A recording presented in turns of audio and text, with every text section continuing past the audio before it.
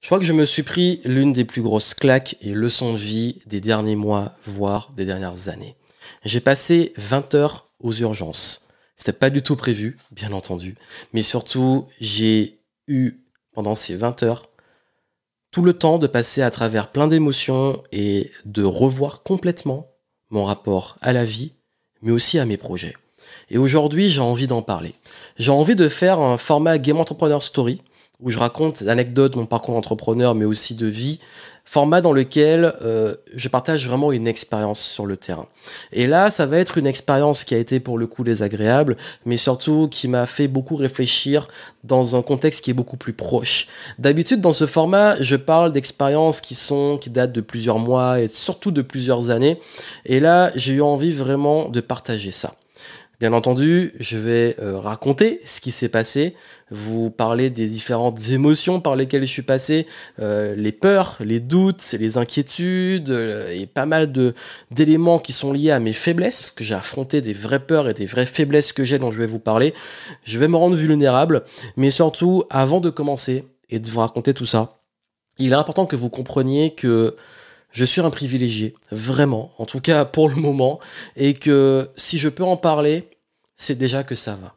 Parce que c'était une expérience désagréable, forcément, mais je suis pas là pour me plaindre, et vraiment pas. Parce que il y a des personnes, et j'en connais, et des personnes que je connais pas, qui vivent la maladie au quotidien, qui vivent les handicaps au quotidien, qui ont des proches qui ont la maladie ou le handicap, et très sincèrement, je vous envoie un gros soutien et je ne vis même pas, j'ai pas vécu un millième de ce que vous vivez et surtout, ça a été une expérience où j'ai eu peur justement de me retrouver avec des maladies graves, avec ces éléments-là, et vous allez savoir quelles sont les conclusions et ce qui va se passer pour la suite. Et encore une fois aussi, je souhaite, et je veux le faire au début, remercier tous les professionnels de santé qui ont pris soin de moi, qui ont pris soin des gens qui m'entouraient aux urgences, qui sont débordés. Parce qu'il faut le dire, les gouvernements consécutifs n'ont pas aidé. L'hôpital est là vraiment dans une situation vraiment très compliquée. Des urgences débordées et avec des sous-effectifs. Et vraiment un gros merci à eux de la prise en charge, d'avoir pris soin des gens, l'équipe, les infirmiers, infirmières, médecins, tout le monde a été au top et j'aurai jamais assez de gratitude qu'ils aient pris soin de nous. Et même si ça a été dur, même si l'attente a été très longue, et vous allez comprendre pourquoi je suis resté 20 heures aux urgences. Je vais prendre mon temps, je vais poser les choses et je vais commencer à vous raconter cette histoire. Et si vous ne me connaissez pas, je suis Joanne Yangting, entrepreneur depuis 2008 et dans mes contenus, je partage mes expériences terrain dans l'entrepreneuriat, dans le business. Là, je vais parler de quelque chose qui n'a rien à voir, mais c'est très important parce que ça s'est arrivé peu de temps après mon anniversaire. Je précise, bien entendu, vous avez sûrement vu la durée du contenu, que ce sera un format long où je vais raconter l'histoire. Donc si vous n'aimez pas ce genre d'histoire, forcément, c'est pas forcément pour vous, mais si vous voulez savoir ce que j'ai vécu et surtout qu'est-ce qui s'est passé en termes de leçons, d'expériences, de questionnements sur la vie, d'introspection, bah profitez de ce partage d'expérience. Bonne écoute.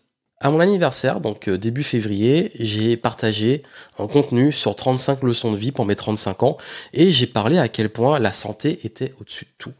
Et justement, il a fallu une belle leçon de vie parce que les choses sont bien faites, que quelques jours après, je sois challengé au niveau de la santé. Et là, j'ai pu affronter différentes peurs et faiblesses, que ça soit la peur au niveau de la santé, de perdre la santé, la maladie, la souffrance, l'incertitude, moi ça me rend dingue l'incertitude, la patience, attendre, le sang, parce que moi je suis hématophobe, on va en parler. Donc comment c'est arrivé? Comment je me suis retrouvé concrètement aux urgences? Alors déjà, après mon anniversaire, j'étais plutôt en bonne santé, je continuais mes routines de sport, etc. On a célébré tranquillement petit comité, et quelques jours après, je me suis retrouvé de façon très étrange, avec des petits symptômes qui étaient des sortes d'engourdissement, chatouillement au niveau de mes pieds, de mes mains, de mon corps. Ça arrivait à différents moments, il n'y avait pas forcément de logique. Alors, rien de vraiment inquiétant, mais moi je me suis dit, bon c'est quand même bizarre, j'ai jamais eu ça, je vais aller voir mon médecin traitant. Et du coup, donc, j'ai pris rendez-vous avec mon médecin. que j'ai pu voir avec qui, dès le rendez-vous, j'ai été pris en charge très rapidement. Le lendemain, j'ai pris le rendez-vous pour le lendemain. Ce médecin m'a ausculté et comprenait pas trop, mais a commencé à me dire, bon, ça peut être absolument rien, comme ça peut être quelque chose, des prémices, quelque chose d'extrêmement grave, parce que là, ça peut être lié au système nerveux, ça peut être lié à tout ce qui touche aux nerfs, et donc du domaine de ce qu'on appelle la neurologie. Et elle a dit qu'elle n'est pas habilitée à apporter un diagnostic complet parce qu'il faut pousser les analyses. Ça veut dire tout ce qui est la totale, prise de sang, IRM, etc. Et que là, en fait, elle sait pas. Elle avait des hypothèses, mais elle pouvait pas les confirmer. Elle a dit que les hypothèses qu'elle a, ça peut être des choses extrêmement graves et il faut une prise en charge immédiate. Donc ce qu'elle a fait tout de suite, c'est qu'elle a appelé le service de neurologie du CHU de Bordeaux, pour essayer d'avoir justement un neurologue pour savoir qu'est-ce qu'elle devait faire et si je pouvais prendre un rendez-vous, etc. Et ça a été extrêmement galère pour les avoir, et la seule personne qu'on a eue a dit envoyez-le aux urgences. Voilà comment ça a commencé. Donc déjà là, quand votre médecin traitant vous dit va aux urgences, vous n'êtes pas serein. Vous commencez à vous dire, ok, bon, qu'est-ce que j'ai est-ce que je reste dans le déni, je préfère ne pas savoir et j'esquive et j'attends que ça passe? C'est pas forcément toujours une bonne idée. Qu'est-ce que je fais? Donc du coup, je suis rentré, j'ai du coup pris ma voiture. En fait, j'étais allé à pied chez mon médecin parce que c'est pas très loin et que c'est plus pratique parce que le centre-ville de Bordeaux, c'est un bordel pour se garer. Donc je suis rentré chez moi, j'ai récupéré, j'ai fait un petit sac. Comme j'allais aux urgences, je savais que ça pouvait être long. Pas autant que ce que ça a été vraiment. Donc j'ai pris la totale, j'ai pris batterie externe, j'ai pris mon iPad, j'ai pris mon téléphone, donc de quoi recharger, mais aussi de quoi m'occuper. J'ai pris mon Kindle et je suis parti avec mon sac à dos aux urgences comme un grand, en voiture. Je me suis garé dans le parking de l'hôpital, je suis arrivé aux urgences, j'ai montré la lettre du médecin. Et quand je suis arrivé, il devait être à peu près, honnêtement, c'était un peu en début d'après-midi. Et du coup, une fois que je suis arrivé, là, l'attente a commencé. Donc, vous arrivez dans une salle d'attente, il n'y a pas tant de monde que ça. Il y avait d'ailleurs des policiers qui étaient posés là tranquillement et qui s'occupaient de quelqu'un qu'ils emmenaient aux urgences. Je sais pas qu'est-ce qu'il avait fait. Il y avait 4 policiers pour lui. Bref, je ne vais pas savoir. Et en tout cas, entre le moment où je suis arrivé pour c'est pas le check-in, mais pour pas l'enregistrement non plus, on n'est pas à l'hôtel, mais au moment où on enregistre le fait de pouvoir rentrer et tout, on passe de l'autre côté, et de l'autre côté, c'est pas encore dans les urgences vraiment, c'est encore la salle d'attente de l'extérieur, on met dans une autre salle d'attente, et là, on trie les gens par urgence, justement. Et donc, quelqu'un vient nous voir, nous demande qu'est-ce qu'on a, pourquoi on vient et tout, et pour savoir si on va être pris en charge tout de suite ou un petit peu plus tard.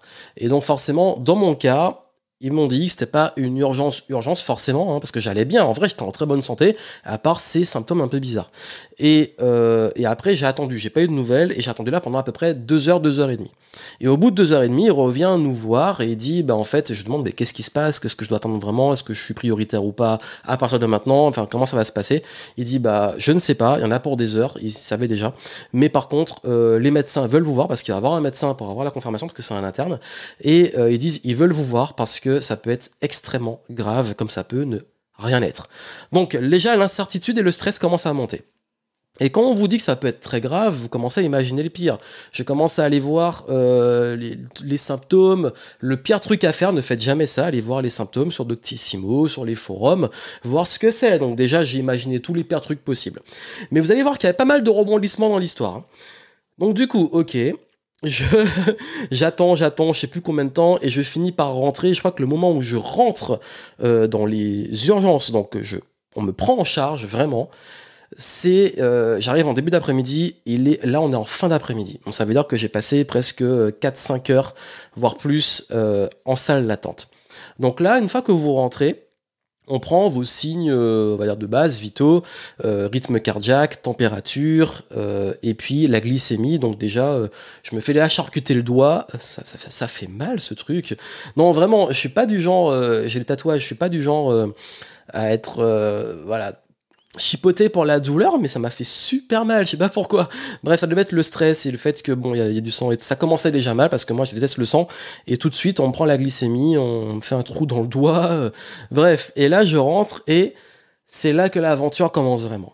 Une fois que vous passez de l'autre côté, que j'ai fait ça, ben on vient me chercher avec un brancard. Et là j'ai dit waouh, ça commence à devenir bizarre.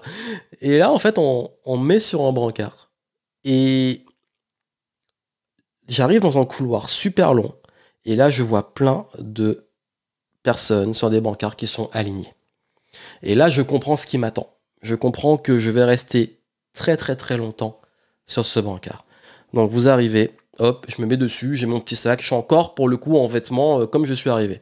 Donc heureusement que je me suis dit, bon là, heureusement que j'ai pris mon sac, que j'ai tout, parce que le sac on le garde avec nous, et du coup je m'occupe vite fait. Pourquoi ? Parce que quand vous êtes là à attendre qu'on vous dise peut-être que vous avez un truc grave et que vous savez pas combien de temps vous allez rester là, moi il y a deux choses qui m'inquiétaient le plus, c'était de savoir combien de temps j'allais rester là, est-ce que j'allais passer la nuit aux urgences, et la deuxième chose, est-ce que j'ai un truc grave. Ce qui fait que j'ai pas réussi vraiment à m'occuper parce que j'essaie de voir des vidéos, d'écouter des podcasts, de lire un peu, peu importe, ça passe pas. Pourquoi ? Parce que mon cerveau est trop occupé à stresser. Et là, autour de vous, vous avez des gens qui souffrent aussi. Moi, franchement, encore une fois, je vous dis, je suis privilégié parce que j'avais pas mal, je souffrais pas, j'étais juste dans l'attente. Il y a des gens qui étaient là, dans la même situation que moi, qui avaient mal, qui souffraient. Et on leur donne absolument rien. Pourquoi ? Parce que, à part peut-être pour certains cas, Doliprane si le médecin valide, donc du paracétamol. Pourquoi ? Parce que on ne sait pas ce qu'ils ont. Et du coup, on évite les médicaments à ce moment-là. Il faut d'abord que le médecin valide. Et vous n'avez pas non plus à boire ni à manger parce que s'il faut faire des analyses, il faut que vous soyez agent. Donc, là, ça avance. En fait, on est sur les brancards et à chaque fois, comme dans les embouteillages, c'est l'embouteillage des brancards. On vous fait un petit peu avancer, vous vous déplacez dans le truc. Donc, je suis resté dans ce couloir de la mort. Pourquoi je dis couloir de la mort ? Parce que il y avait une personne âgée qui était peut-être 3 brancards devant moi. C'était l'embouteillage, qui parlait beaucoup, il était marrant, il a un petit peu animé le truc, et qui disait ouais c'est le couloir de la mort, on attend, c'est quand que je passe, il demandait un petit peu tout le temps, mais il était quand même très gentil, et pendant ce temps-là, j'ai une infirmière qui est venue me voir et qui me dit que j'ai demandé mais comment ça va se passer concrètement. Mais je suis patient, mais juste j'aimais un peu savoir qu'est-ce qui va se passer et tout. Elle dit mais je sais pas, on va vous faire une prise de sang, on va analyser, etc. Vous allez voir un médecin, mais on sait pas quand. Donc déjà on m'a dit prise de sang, j'ai commencé déjà à perdre un peu de couleur et le peu de couleur qui me reste parce que je suis pas allé au soleil depuis longtemps. Et du coup là je dis bon. C'est parti, je vais affronter tout ce que je déteste parce que moi, les hôpitaux, les prises de sang, tous les trucs comme ça, j'aime pas. Je suis resté dans cette file d'attente pendant environ 3 heures. 3 heures, 4 heures même. Jusqu'à arriver à un moment, il y a un angle où on commence à... C'est presque la fin. Et là où il y a aussi les grosses entrées de grosses urgences. C'est là où vous voyez des gens qui arrivent sur des brancards avec leurs trucs, leurs signes vitaux, le truc comme dans les films, là, les trucs horribles. Là, c'est horrible comme ambiance. Moi qui suis très sensible et qui suis très empathe, l'ambiance des urgences, c'est pour moi ce qui a été le plus dur. C'est pas mon expérience personnelle, c'est le contexte dans lequel j'étais de voir ça. De voir le fait que ça soit débordé, de voir des gens qui souffrent, de voir qu'il y a des gens qui allaient peut-être mourir, qui étaient autour de moi, de voir des gens qui allaient peut-être mourir, qui rentraient en grosse urgence, ou qui... C'est horrible. Et vraiment, c'est ça que je vous dis que je suis privilégié, encore une fois, je le répète, je suis pas là pour me plaindre, je raconte. Parce que quand j'ai vu ça, j'ai dit wow, gratitude, mais je peux vous dire que j'ai prié tout le monde. J'ai prié ange gardien, guide, tous les dieux, les ancêtres, tout. J'ai tout convoqué. J'ai convoqué tout le monde pour me dire bon, s'il vous plaît, faites en sorte que je n'ai rien et que je sorte le plus vite possible. Parce que voilà. Et du coup, arrive le moment fatidique. Première étape. La prise de sang. Et donc là, du coup, on met ce qu'on appelle le cathéter, je crois, le truc où là, vraiment, j'ai commencé à tourner de l'œil. Super infirmière, je lui ai expliqué, voilà, je suis hématophobe, si je vois du sang, je peux faire un malaise. Je lui ai expliqué gentiment, elle a dit, y a pas de souci, regardez pas, elle m'a fait de la conversation. Et on a fait un deal dont je vais vous parler après. Et du coup, elle m'a mis le truc. surtout avec un truc dans le bras. Je lui ai dit, est-ce que vous pouvez cacher avec un bandage? C'est pour ça que sur les photos, quand j'ai posté les photos un peu après, il y avait un bandage parce que ça saigne un peu, le sang peut remonter un peu dans le truc, c'est horrible. Et du coup, je voulais pas voir ça parce que moi, quand je vois ça, je panique et déjà en plus, ça me faisait un peu mal. Bref, prise de sang, première épreuve pour moi. Pour les gens, c'est rien. Je vous dis, il y a pas beaucoup de choses pour lesquelles j'ai peur, mais bizarrement, les prises de sang, c'est vraiment pour moi, c'est tout le temps une épreuve. Les piqûres. Les tatouages, les trucs comme ça me fait rien. Par contre, une prise de sang, ça me rend dingue. C'est horrible. Du coup, ok, c'est fait. Et maintenant, elle me dit, bah voilà, ça c'est fait, analyse. Et là, je sais que je vais passer dans pas très longtemps. J'ai quand même, entre la prise de sang et la suite, passé 3 heures à attendre encore. Et donc, du coup, j'arrive près de l'endroit où les médecins, on est censé arriver en bout de fil. Ça veut dire que là, on arrive sur la dernière ligne droite, et là, je me dis, ah, c'est bien, je vais bientôt sortir. On arrive à ce moment-là, il devait être à peu près 21h, 22h, bref, entre tout le temps dans la file d'attente, plus cette fin-là. Et là, enfin, je vois un médecin et on m'emmène dans une salle donc pour être analysé. Une salle, là, pour le coup, je suis tout seul. Avant, j'étais avec tout le monde. Et dans cette salle, on me fait me changer. Et là, je commence à m'inquiéter. C'est-à-dire que quand on me fait me changer, me mettre dans les tenues d'hôpital où on a un peu... on finit en sous-vêtements avec l'espèce de truc comme chez le coiffeur, là. Et on a zéro style et le cul derrière, là, le boxeur qui... à l'air, le dos et le cul à l'air. Et là, je me dis, oula, je vais peut-être passer beaucoup de temps ici, plus de temps que prévu. Et donc, à ce moment-là, je reste dans cette salle-là pendant à peu près 1 heure sans rien, sans qu'on me dise rien et tout. Et là, j'ai le médecin qui vient me voir. Et là, quand le médecin vient me voir, bah, pareil, on y repasse. Test de tension, etc. Bref, les classiques. Et température. Et il me dit, vous avez de la fièvre. Donc moi, je suis inquiet parce que franchement, au moment où je suis allé là, bon, j'étais pas très très bien, mais j'étais pas non plus, je me sentais pas fiévreux et tout. Et là, je commence à psychoter. J'ai de la fièvre, j'ai des symptômes un peu bizarres. Mon médecin m'envoie là. Qu'est-ce que j'ai? J'ai un truc. Qu'est-ce qui se passe? Et là, le premier verdict tombe et il m'a vraiment fait flipper. Ce verdict, c'est qu'il me dit, voilà, monsieur, on a fait l'analyse de sang, etc. Vous avez de l'anémie. Et normalement, je crois que le taux, c'est 14. J'étais à 6. 6. Ça veut dire en dessous de la moitié de ce qu'on est censé avoir en termes de globules dans le sang. Bref. Et je me dis, mais l'anémie, mais j'ai jamais eu d'anémie. Il me pose des questions sur ma famille. Est-ce que j'ai dans mon entourage et tout? Je dis, bah non, c'est pas un truc fréquent. J'ai jamais eu ça dans ma vie. Il y a quelques jours, je faisais du sport. Je pense que c'est de l'anémie, j'aurais pas pu faire du sport. J'ai pas de problème. Il voit mes gencives, tout. Il y a rien qui montre de l'anémie. Et là, je commence vraiment à flipper parce qu'il commence à parler de devoir me faire une transfusion, je crois. Enfin bref, donner du sang parce que machin. Déjà, je commence à paniquer. Je commence à poser des questions. Est-ce que j'ai le droit de refuser? Il n'y a pas un moyen plus souple et plus sain de régénérer le truc? Je vais commencer à aller voir sur vraiment le truc. Mais quand vous attendez comme ça et que vous avez votre téléphone et Internet, même si on capte pas très bien la 5G, mais bref... vous allez voir tout et n'importe quoi, surtout quand vous avez 1 heure, 2 heures ou 3 heures d'attente entre chaque truc. Et là, il dit, bon, écoutez, on va refaire l'analyse, parce que, voilà, c'est inquiétant, il faut qu'on pousse le truc. Donc, reprise de sang. Bon, comme j'avais déjà le truc dans mon bras, au moins, il n'y a pas eu de repiqûre et tout, je regarde pas, c'est fait. L'infirmière repart, et j'attends encore 1 heure. Quand je vous dis que c'est vraiment loin. Et là, elle revient, et ils me disent, en fait, tout est ok, tout est normal, vous êtes à 14. Et ils commencent à se poser des questions, mais on vous a donné du sang, on vous a... qu'est-ce qui s'est passé? Ils comprennent pas, en fait, comment ça peut changer comme ça. Et moi, je dis, soit j'ai tellement pas voulu qu'on me fasse des trucs que je me suis guéri en 1 heure et quelques, soit, oui, c'est la vraie raison, je pense qu'il y a eu une erreur. Ça peut arriver, c'est très rare, mais ils ont dit que ça peut arriver, une erreur. Donc, 3e analyse pour être sûr. Ça repart. Reprise de sang, nouvelle analyse. Et entre-temps, on me fait passer des tests au niveau neurologique, etc., au niveau de tout ce qui peut être... est-ce que je peux marcher droit, les trucs comme ça. Tout est ok. Franchement, je suis en forme. Je commence juste à être fatigué d'être là.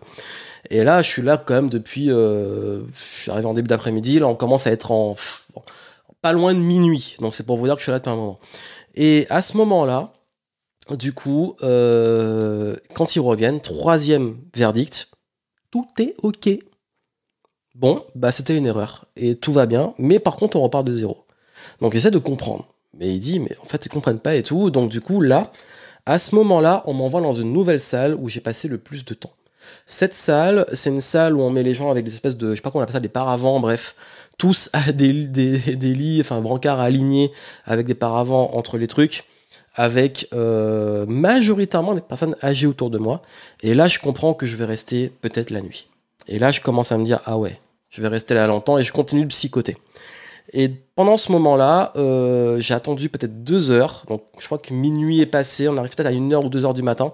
Et là, j'ai le chef. Enfin, je sais pas si c'est la chef ou en tout cas des personnes spécialisées département neurologie qui vient me voir avec une interne, donc je pense une stagiaire, enfin quelqu'un qui apprend et qui va m'ausculter. Et là, c'est la personne que je devais attendre depuis le début. Et là, donc du coup, elle me fait passer plein de tests, les tests de réflexe et tout, et il y a des trucs, tout va bien, mais il y a quand même des trucs bizarres. Donc c'est pas tout va bien, et c'est étrange, c'est tout va bien, mais. Et le mais, on ne sait pas pourquoi, et elle comprend pas, mais c'est un mais qui peut ne pas être grave comme extrêmement grave. Ça veut dire que j'avais des réflexes beaucoup plus vifs que ce qui est normal, ce qui est souvent lié à une inflammation ou un problème, le problème pour lequel j'étais venu apparemment. Le fait aussi, je sais pas, ils ont fait les tests, bref, il y a des trucs qui étaient un peu bizarres. Et du coup, comme c'était bizarre, au bout d'un moment, elle dit, bon, elle teste, elle dit, bon, ok, bon, là, franchement, je vois pas l'intérêt de vous garder, on a pas, franchement, je pense que vous pourriez partir. Et là, je commence, moi, au fond, de me dire, yes, yes. 1 heure après, elle revient et elle dit, bah non, on va vous envoyer à l'IRM. Comme ça, au moins, vous serez pas venu pour rien. J'ai deux émotions au fond de moi. Je me dis, bon, ok. Bon, au moins, c'est vrai, vu le temps que j'ai attendu, je suis peut-être là, à ce moment-là, je crois que j'étais là depuis plus de 12 heures. J'ai dit, bon, quitte à être là, autant faire tous les tests possibles, comme ça au moins je sors, etc. D'un autre côté, j'étais un peu, bon, je vais bien. Et puis un petit côté de déni. Franchement, il y a des fois, je préfère pas savoir. Si ça peut aller, je pars, et puis voilà, je veux vivre, je veux vivre. Et là, c'est là que j'ai commencé à pas être bien. Vraiment, là, à ce moment-là, c'est là que j'ai commencé à mentalement pas être bien. Ça veut dire que là, c'est encore de l'incertitude, là, c'est de l'impatience, là, c'est des questionnements. Est-ce que le déni n'est pas mieux sur l'existence? Est-ce que le déni n'est pas mieux que le fait de savoir? La liberté, le fait d'avoir vraiment envie d'être chez moi, dans mon lit, quitte à être allongé, je préfère être sur un lit chez moi, en sécurité. Il y a plein de trucs comme ça qui commencent à monter, et là, j'ai commencé à pas être bien. Et j'ai quand même bien tenu jusque-là. Mais là, je relativise, je me dis, bon, écoute, autour de toi, t'entends des gens qui sont pas bien. J'entendais parfois les diagnostics des autres. C'était pas toujours très jojo et toujours bon pour eux. Et du coup, là, je relativise, je dis, bon, écoute, franchement, te plains pas. Tiens bon, c'est un moment dans ta vie, t'auras des réponses. Je pars à l'IRM. On me fait l'IRM, on m'a fait la totale, je crois. Mon corps est passé sous l'IRM, enfin, en tout cas le haut du corps. Moelle épinière, cerveau, tout la totale. Les organes, tous les organes vitaux principaux, on va dire. Même le ventre, l'abdomen et tout. Tout est passé dans l'IRM et là on me renvoie dans cette fameuse chambre entre guillemets collective, cette grande colocation. Et à ce moment-là, je crois qu'il est presque 3 heures du matin. Et du coup, j'arrive dans cette salle et ils éteignent la lumière parce qu'il commence à faire très tard et là, on me dit, bah, vous aurez les résultats, un médecin va venir vous voir. 1 heure passe, rien. 2 heures passent, rien. 3 heures passent, toujours rien. Et là, je vois qu'on est avancé dans la nuit. Bon, j'ai compris, j'ai fait la nuit aux urgences, c'est fait. Mais je suis ultra inquiet parce que là, pour moi, c'était le pic de stress. C'était le summum du stress. C'était le moment où je me disais, est-ce que là, si ça met autant de temps, c'est qu'il y a un problème. Franchement, si ils mettent autant de temps à m'envoyer des réponses, c'est qu'ils ont vu un truc, et là, ça va pas du tout. Ils vont venir m'annoncer un truc grave. Et là, j'étais vraiment pas bien. Et pour vous dire un peu de contexte, pendant tout ce temps-là, j'étais en communication avec des proches sur WhatsApp. Et en tout cas, à Bordeaux, à ce moment-là précisément, il y a beaucoup de personnes, dont ma compagne, qui n'étaient pas là et du coup, j'étais tout seul. Et j'étais vraiment là, j'ai commencé à me dire, attends, je suis tout seul face à ça. j'ai eu peur. Vraiment, j'ai vraiment eu peur. Et c'est le moment, je vais être transparent avec vous, encore une fois, je suis vulnérable. J'ai commencé à pleurer, comme un bébé. Comme un bébé. Parce que là, en fait, c'était vraiment mentalement, je commençais à pas être bien. Pas parce que je souffrais, mais parce que j'en avais marre. J'étais épuisé, j'ai fait une nuit blanche, j'arrivais pas à dormir parce que j'étais trop stressé. Mais surtout, j'avais peur. Je me suis dit, mais je suis en bonne santé, pourquoi ils me gardent? C'est quoi ce bordel? Qu'est-ce que j'ai? C'est vraiment, mais qu'est-ce que j'ai? Pour moi, en fait, j'étais dans l'hypothèse que j'avais un truc grave. Et je me suis dit, merde, t'es en bonne santé et tout, qu'est-ce qui se passe? Et là, c'était mentalement que, ouais, j'étais pas bien. Et en même temps, j'étais en train de, vraiment, c'est le moment le plus gros bas de ce moment-là, de ces moments-là. J'ai commencé à dire, à parler à à mes anges gardiens et tout, en disant bon là c'est bon, j'ai compris la leçon, faites-moi sortir, c'est bon, j'ai compris la gratitude, j'ai compris que j'ai de la chance d'être en bonne santé, j'ai compris vraiment la leçon, elle est rentrée. J'étais vraiment en mode j'ai compris la leçon, faites-moi sortir, c'est bon, j'ai assez, je suis pas venu ici pour souffrir, ok. J'ai dit c'est bon, laissez-moi sortir s'il vous plaît.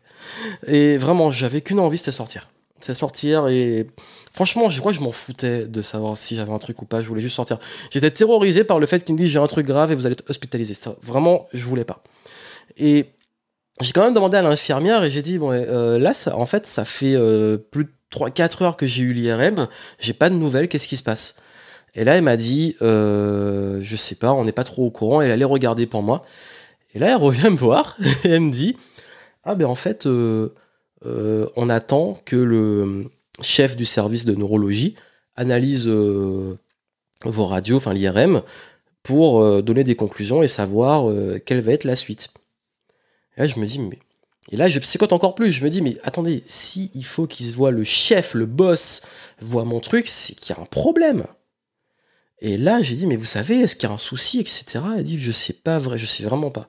Ce sont que les médecins qui peuvent vous dire, et les médecins font le tour. Sauf qu'il faut savoir que les urgences, et vraiment, je vous dis en ce moment, c'est le bordel, les médecins sont débordés.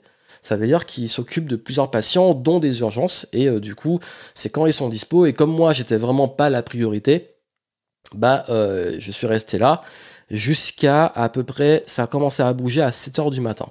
J'ai pas dormi. Vraiment, je peux vous dire, je suis sur mon carte à allonger, j'ai pas dormi, j'étais stressé, j'ai pas réussi à vraiment, réellement pour le coup m'occuper. À un moment, j'ai mis des musiques de relaxation, des méditations, de la détente et tout. Ça marchait pas, j'étais vraiment pas bien et aucune occupation n'arrivait à me détourner. Donc c'était une endurance de mental d'attente. Et là, j'ai le médecin que j'ai vu, donc l'interne que j'ai vu plus tôt, qui est venu me voir. Et d'ailleurs, j'ai oublié de vous préciser, à ce moment-là, on m'a dit que le chef arrivait à 8 h. Et donc j'ai compris, vous auriez pu me le dire avant. C'est bien de me dire que je suis venu, qui était déjà là à faire une IRM, mais peut-être qu'il fallait peut-être me mettre au courant que j'allais passer la nuit là et que j'aurais les réponses le lendemain matin, parce qu'il n'y a personne, il n'y a qu'un médecin qui était là, mais c'est pas lui qui s'occupait de ça. Psychologiquement, parfois, c'est mieux quand on communique. Donc, pour le coup, encore une fois, je blâme personne. C'est le bordel. Ils font de leur mieux. Mais j'avoue qu'il y a des fois, il vaut mieux peut-être communiquer au moins sur ce genre d'infos plus tôt.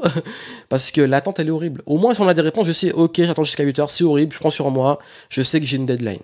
Et en plus, on m'a dit, bon, 8 h, mais c'est le minimum. Il arrive à 8 h. C'est pas dit qu'à 8 h, le gars va aller regarder mes trucs. Donc, ok. Et là, bah, j'ai vu, de toute façon, j'ai fait une nuit blanche. J'ai vu tout l'hôpital qui, le matin, vers 7-8 heures, commençait à s'animer. Les gens qui arrivent au travail, tout le monde qui se dit bonjour et tout, ça s'anime. Et là, je vois mon médecin qui passe. Et là, je l'alerte. Je lui dis, bon, voilà, on m'a pas donné de réponse. J'ai fait les REM depuis, en pleine nuit hier. J'ai passé la nuit là. Je suis fatigué. J'ai vraiment envie qu'on me donne des réponses et que ça avance. En plus, là, j'occupe un lit. Franchement, s'il y a rien, laissez-moi partir parce qu'il y a d'autres gens qui attendent. Bref, voilà, j'ai un peu joué ça aussi. Et j'ai vraiment, pendant tout ce moment-là, j'ai vraiment tenu à rester le plus poli et patient possible, même si j'allais pas bien. Mais je vous cache pas qu'il y a un moment, l'infirmière qui est venue me voir le matin et le médecin, ils ont vu que j'avais des petites larmes au moment où ils sont venus. Parce que c'est un moment où j'ai recraqué, peut-être 2-3 heures après mon premier craquage. Et du coup, j'étais là, mais je prenais sur moi. Et quand ils sont venus, ils ont vu ça, je pense qu'ils ont vu, bon... Parce que souvent, ils disaient, bon, il est jeune, il a l'air en bonne santé, on ne sait pas, ils ont vu que là, bon... peut-être faire avancer le truc et le libérer le plus vite possible. Et là, Le médecin est venu me voir, il m'a dit, écoutez, je reviens vous voir, j'attends le chef et tout, on va regarder, on vient vous voir. Et une heure, 2 heures après, il revient me voir, et là, j'ai le verdict. J'ai le verdict, et il me dit, justement, qu'ils ont analysé l'IRM, qu'ils ont fait tout le tour, tous les organes et tout, et il n'y a rien. Tout est OK. Au fond de moi, j'éclate de joie, mais le problème, c'est que pas assez, il y a un mais. Il me dit, il y a un mais il y a un truc qui m'inquiète, il dit ça. Et quand il me dit ça, je peux pas éclater ma joie, parce qu'il y a un mais. Et ce mais-là, il met du temps à donner les trucs. Et du coup, je dis, mais c'est quoi le mais, c'est quoi? Il me dit, bah, vous avez un peu d'arthrose dans le dos. Je dis, ah, ok. Honnêtement, je pense que c'est à cause de mes 10 ans de capoeira, à me tourner le dos dans tous les sens avec des acrobaties et tout. J'ai niqué mon dos. Arts martiaux, capoeira, sport, j'ai vraiment défoncé mon dos. Je me suis dit, s'il y a que ça, honnêtement, je prendrai les dispositions. Et ils m'ont dit, bah, ça peut vous faire souffrir un peu quand vous serez plus âgé et tout. J'ai pas de problème de dos aujourd'hui, mais je sais que ça fait quelques années que j'en prends soin, je fais attention, je fais des choses moins violentes, etc. Bref, que ça, et il me dit, bon écoutez, vraiment, c'est vrai qu'on vous a fait beaucoup attendre, on vous a fait beaucoup d'analyses, on s'est peut-être enflammé pour rien. Il m'a dit que au moment où il a vu l'anémie, le moment où il a vu les symptômes, tout ça, ils sont passés par toutes les hypothèses, dont la leucémie, dont un cancer bien caché, dont un problème nerveux, dont un problème au niveau de la moelle épinière, bref, des trucs comme ça qui sont extrêmement graves. Et tout ça fait que ils ont dit, bah oui, il fallait analyser pour être sûr, au moins là, vous êtes sûr d'être en bonne santé, et pour vos symptômes, on ne sait pas. On ne sait pas.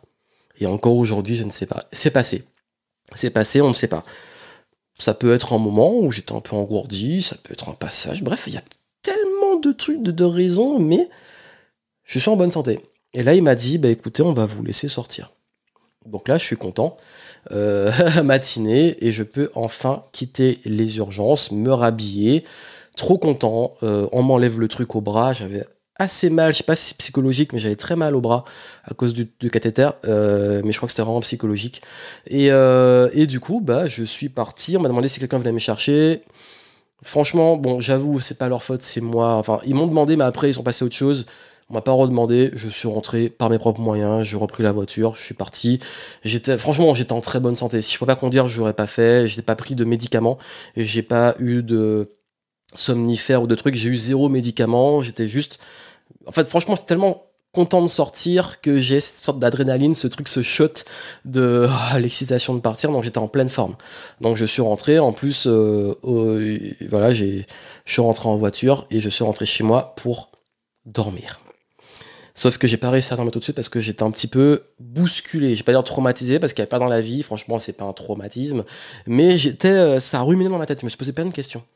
Et le truc qui s'est passé, c'est que je vous ai raconté toute l'histoire. Parce que je pense que j'en ai perdu beaucoup en cours de route, mais je voulais vous raconter l'histoire intégrale. Franchement, quand je suis rentré, je me suis posé beaucoup de questions. Parce que ce mois de février, j'avais énormément d'objectifs, de choses importantes pour moi à faire. J'ai tout balayé. Vraiment, j'ai tout balayé. J'ai dit, bon écoute, tant pis. J'ai déculpabilisé. J'ai dit, si tu les fais pas, là tu as eu la preuve. Encore une fois, je le prends vraiment comme une leçon de vie. Et comme je vous dis, je suis un privilégié. J'ai la chance de pouvoir me poser ces questions et de pouvoir faire ce genre de bilan. Mais je me suis dit, ok, tu sais pas, tu peux voir que du jour au lendemain, tout peut basculer.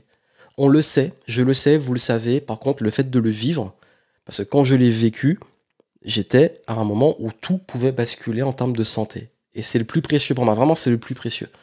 Et là, je me suis dit, oui, déculpabilise de ne pas faire ce que tu as à faire, mais par contre, vis ta vie à fond. Parce que tu sais pas combien d'heures, jours, semaines, mois, années, tu vas te retrouver là et tu auras vraiment un truc grave, où tu pourras plus vivre ta liberté à fond. Entre-temps, ma compagne, elle est rentrée, ma famille une partie de ma famille était au courant, j'en ai prévenu d'autres. Bref, tout est rentré dans l'ordre, mais j'étais vraiment chamboulé. J'étais pas vraiment très bien. Et si je vous parle de ça, c'est parce que je voulais justement vous raconter. J'ai fait un petit post sur les réseaux qui ont eu beaucoup de réactions et beaucoup de personnes m'ont dit, j'ai dit, est-ce que vous voulez que je raconte sur YouTube et en podcast? Je mettrai les deux formats. Beaucoup m'ont dit oui, ça nous intéresse. Mais encore une fois, il y a ça et il y a tout ce qu'il y a derrière. Et tout ce qu'il y a derrière, c'est que je voulais vous raconter par rapport à l'engagement que j'ai pris. Euh, L'infirmière qui m'a fait ma prise de sang, on a parlé un petit peu, pour détourner l'attention de l'éventuel malaise et de l'aspect désagréable de cette expérience pour moi.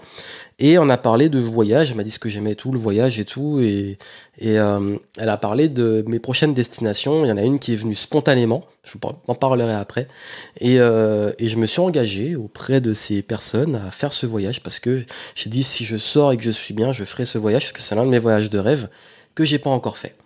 Et autre chose, c'est que on attend souvent, bah oui, de se retrouver dans une situation comme ça et tout pour se rendre compte de la chance qu'on a d'être en bonne santé. Et vraiment, encore une fois, quand on est en bonne santé, on le réalise pas. Parce que tout va bien, on se rend pas compte, mais il suffit qu'un truc, et j'en ai déjà parlé avant, hein, j'ai parlé de blessures ou d'autres choses, il suffit qu'un petit truc aille moins bien, et là on se rend compte de tout l'impact que ça peut avoir sur notre vie, faut pas attendre en fait de justement que ça aille mal pour se regretter. Et moi je suis pas du genre à regretter parce que franchement je profite beaucoup de la vie, mais là ça m'a mis une grosse claque. Ça m'a mis une grosse claque parce que j'ai compris vraiment ce qu'est la gratitude. C'est-à-dire que on a beau se répéter tous les jours, j'ai de la gratitude d'être en bonne santé et tout, on l'incarne pas pleinement. Et ce genre d'expérience vous fait vraiment l'incarner. Parce que vous prenez conscience que même le fait d'être juste chez soi, juste d'avoir son petit confort, c'est un privilège. Parce que quand on est aux urgences, on n'a pas de confort. On a tout ce qui peut arriver, on n'a qu'une envie. Bon, le coup, c'est rentrer chez soi et être avec ceux qu'on aime. Donc, être avec ceux qu'on aime dans un confort, on oublie la valeur que ça a. On oublie aussi le fait aussi de prendre vraiment soin de soi. C'est-à-dire qu'après ça, j'ai balayé beaucoup de choses que je devais faire et je suis juste parti en nature. J'ai fait un petit coup très express de thalasso parce que moi, pour me régénérer, il me faut de l'eau de mer. Donc j'ai pris de bonne eau de mer, du hammam, des jets qui massent un peu et tout, la vraie mer, la vue sur la mer et tout. Bref, ce qui, moi, me régénère parce que après ça, j'étais fatigué et surtout, ça m'a comme si je suis passé dans une sorte de machine à laver. C'était une expérience qui m'a chamboulé, mais c'était beaucoup plus mental que physique. Parce que j'ai remis en cause mon existence. Et vraiment, je vous le dis. Et c'est souvent pour ça, en fait, qu'on vit, parfois, quand on vit des choses soit difficiles, soit des choses qui nous mettent face à nos réelles peurs profondes et face à la perte potentielle de ce qui est important pour nous. Parce que pour le coup, j'étais face à une perte potentielle, elle n'était pas là, elle n'est pas arrivée, elle aurait pu arriver. Quand ça arrive, ça arrive. Mais là, j'ai pu me poser la question de, je peux perdre cette liberté, cette santé, et là, vraiment, qu'est-ce qui se passe pour la suite? Et je me suis engagé, personnellement, à continuer à partager ce genre de messages pour vous encourager à profiter vraiment de la vie, pour profiter de chaque moment, les choses vraiment très simples, de pas attendre, parce qu'il y a des choses sur lesquelles j'ai un peu procrastiné, comme nous tous, beaucoup moins cette année parce que je me suis donné un gros coup de pied au cul, mais il y a des choses quand même que j'ai encore un petit peu retardé. Pas se mettre la pression, parce que le problème de la pression et tout, c'est qu'on oublie de vivre justement. Mais par contre, me dire, bon ça c'est important pour toi, n'attends pas pour le faire. Ça c'est important, n'attends pas pour le faire, fais-le. Tout ce qui est important, mets-le en priorité, dont notamment ta santé. Et voilà pourquoi je voulais vraiment le partager avec vous, parce que c'est une expérience qui ça change. Ça change parce que, encore une fois, je vous dis, je me plains pas, ça a été vraiment un passage qui m'a pas apporté de grosses souffrances, notamment physiques, ni d'impact sur le long terme. Et il y a des gens qui, ça m'est déjà arrivé d'aller là et de ressortir avec un plâtre ou autre, des gens qui vont là et qui ont vraiment des vraies maladies et qui sont hospitalisés, qui souffrent et tout. Encore une fois, pour avoir été dedans, c'est ça aussi qui m'a calmé. Je me suis dit, bon, t'as pas le droit de te plaindre. Et de la gratitude pour ce que tu as. Et surtout, profite. Parce que même des gens qui étaient là, et rares avec qui j'ai parlé, m'ont dit, bah oui, faut profiter quand tu sortiras, ça. Et du coup, même pour moi et aussi pour eux, voilà, dans cet engagement que j'ai pris. Et je souhaitais vraiment le partager avec vous. Et je veux que vous n'attendiez pas d'avoir cette situation difficile. Parfois, il est faux, mais pour vraiment vous connecter à ce qui est important. Et ça, c'est un message que j'ai depuis très longtemps, mais c'est un rappel. C'est un rappel. Et là, je me suis pris un gros rappel, une grosse claque. Pour le coup, comme j'ai dit, j'ai compris la leçon, faites-moi sortir. Mais là, je peux vous dire que la leçon, elle a été forte. Et que cette leçon... elle m'a changé au fond, elle m'a changé, et il y a beaucoup de choses qui vont changer, mais c'est difficile de les exprimer. C'est vraiment au fond, il y a eu un gros changement, un changement de perspective, mais surtout une grosse gratitude, et que tout aille bien pour l'instant, et de me dire, ok, maintenant je suis prêt pour la suite, et que de toute façon, on ne sait pas de quoi demain sera fait, et que quoi qu'il va arriver, on s'adaptera, et on fera ce qu'il faut. Voilà pour le partage, c'était un format long, c'était prévu, mais en tout cas, ça me tenait à cœur de le partager avec vous. Si vous voulez redécouvrir d'autres anecdotes de mon parcours, là c'était pour le coup pas du tout entrepreneurial, mais c'est des leçons de vie qui sont importantes aussi. Vous pouvez aller voir la playlist dont je vous mettrai le lien dans les notes et le descriptif des Game Entrepreneur Stories. C'est un format que j'aime bien, où je peux justement me lâcher, raconter des histoires et tout. Et celle-ci, pour le coup, c'était la plus récente. Il y a des belles histoires qui arrivent pour la suite. J'en ai des belles. Donc je vous souhaite plein de succès, plein de réussite et surtout prenez soin de vous et prenez soin de ceux que vous aimez. À très bientôt.